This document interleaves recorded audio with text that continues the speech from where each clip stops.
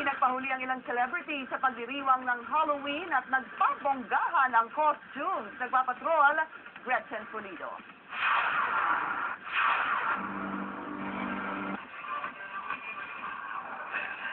Patalbugan sa pabonggahan ng local celebrities sa kanilang Halloween costumes ngayong taon. Si Rufa Gutierrez nag-ala Victoria's Secret Angel. Nag-ala olive oil naman ang host na si Bianca Gonzalez, all-out din ang costume ni Crystal Henares, at football player boyfriend na si Jason Savio na nagtinis babae ala Minnie Mouse. Gaya ng aktres na si Alice Dixon.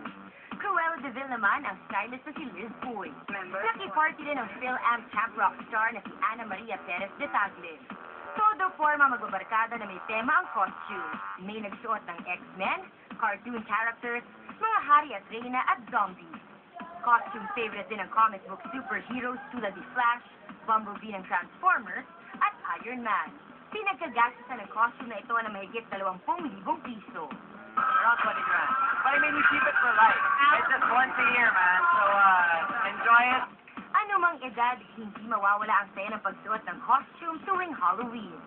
Gretchen Pulido, Patrol ng Pilipino. Panalo ang Filipino transgender na si Kevin Balot sa idinaos na Miss International Queen 2012 sa Pattaya, Thailand. Bukod sa corona, nanalo rin si Balot ng 10,000 dolyar o mahigit kumulang 430,000 pesos. Apat pang Pinoy o Pinay ang nakapasok sa pageant na para sa transvestites at transgenders. Tatlo sa kanilang umabot pa sa top 10.